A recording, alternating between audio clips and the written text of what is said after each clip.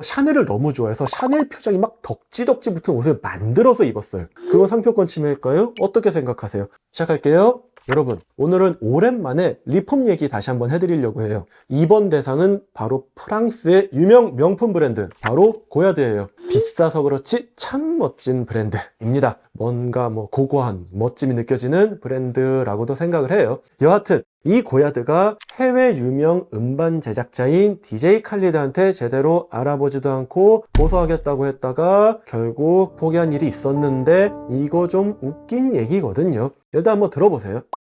사건은 아주 간단해요. DJ 칼리드가 2016년 MTV 시상식에서 고야드 자켓을 입은 사진을 SNS에 올린 거예요. 사진 한쪽에 띄워드릴게요. 근데 어떤 사람이 고야드에 그런 제품이 있냐라고 물었는데, 고야드는 절대 없다 라고 하면서 오히려 칼리드에 대한 법적 조치를 하겠다면서 굉장히 예민하게 반응을 했어요. 결론은 아무런 법적 조치도 하지 않기는 했는데, 이제부터 이에 대한 얘기를 좀 해드릴게요. 여러분, 제가 일전에 영상에서 말씀드린 걸 간단히 요약해서 말씀을 드리자면, 일단 여러분이 갖고 있는 정품, 여기선 그냥 이해하기 쉽게 명품백이라고 할게요. 여러분이 이걸 제값 주고 산 다음에 이걸 지지든 볶든 상표법 침해가 아니에요. 그런데 만약 이걸 리폼해서, 그러니까 명품백의 가죽을 뜯어서 신발을 만들어서 직간접적으로 팔면 문제가 돼요. 실제로 2022년에 우리나라 법원은 루이비통의 제품을 리폼해서 파는 업자에게 루이비통의 권리를 침해한다고 판결을 내린 사실이 있어요. 재견해가 아니라 법원 판결이에요. 대법원까지는 아니었지만요. 이 근거는 뭘까요? 대법원은 일전에 완전히 새로운 물건을 만들어내는 것은 상표가 붙어있는 명품백으로, 그러니까 완전히 다른 물건을 만들면 그건 상표법상 생산에 해당하고, 이건 상표권자의 독점적 권리이므로 이걸 침해하게 된다는 아주 복잡한 논리가 그 이유였어요. 자세한 내용은 제가 일전에 올려드린 리폼 영상을 참고해 주시면 좋겠습니다. 그런데 이 리폼에 관해서는 최근 논의가 상당히 활발하게 이루어지고 있어요. 분위기도 달라지고 있고,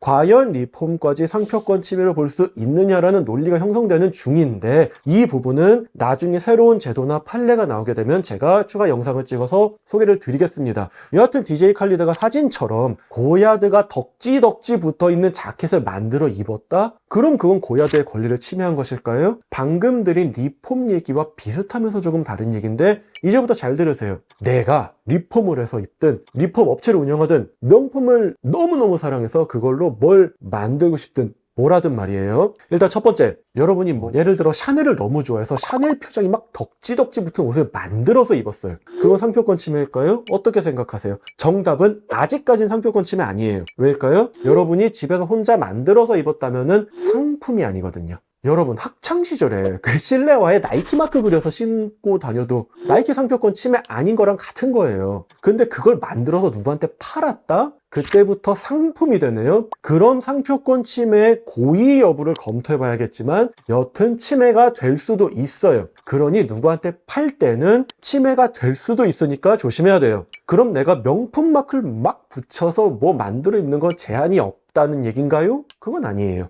여러분, 법은 그렇게 허술하지 않아요. 여러분이 유명한 누군가의 상표를 이용해서 뭔가를 만들어서 막 입고 그랬는데, 그게 만약 그 회사의 명성을 손상하거나 손해를 끼치는 경우라면 부정 경쟁 행위에 해당할 수 있어요. 실내화에 나이키 그린다고 나이키의 명성을 훼손하진 않겠지만, 여러분의 지위, 어떤 식으로 사용했는지, 그리고 그 외에 여러 사정을 종합적으로 고려했을 때 상표법 침해는 아닐지라도 부정 경쟁 행위가 될 수도 있다는 거예요. 자, 그럼 만약 고야드가 칼리드를 한국에서 고소했다면, 아까 사례를 한국법에 적용 한번 시켜볼까요? 만약 상표법 위반으로 고소했다면 칼리드는 상품으로 상표를 사용한 게 아니니까 아직까지는 원칙적으로 상표권 침해 성립 안 하겠죠? 자, 그럼 부정경쟁 방지법 위반으로 고소했다면 어떨까요? 칼리드가 어떤 스탠스를 취했는지에 따라 달라지겠지만, 당시 칼리드는 SNS에서 고야드 칭찬을 엄청나게 하고 고야드 매장 가서 사라!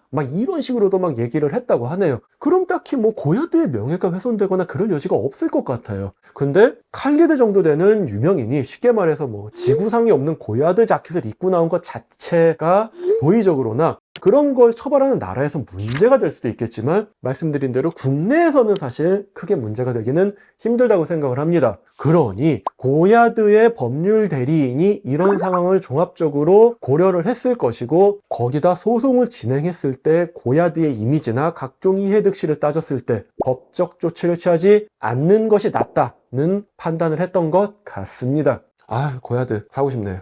자, 오늘은 명품을 만들어 입는 점에 대한 얘기를 좀 드렸어요. 명품에 대한 사람들의 관심은 이해가 되는데 그렇다 보니 이를 다양하게 활용하고 싶은 분들도 많아지는 것 같아요. 이 부분에 대한 법적 규제가 앞으로 변함이 없을지 아니면 어떤 식으로 변할지는 모르겠습니다만 계속 관심을 갖고 지켜보되 다만 현재의 제도를 기준으로는 상표의 사용에 늘 조심하셨으면 하는 것이 개인적인 생각입니다. 오늘 드리는 이 영상이 여러분의 리폼 사업의 정착에 조금이나마 도움이 되길 바라며 다음 영상에서는 더욱 재미있고 다양한 영상으로 돌아오도록 하겠습니다. 감사합니다.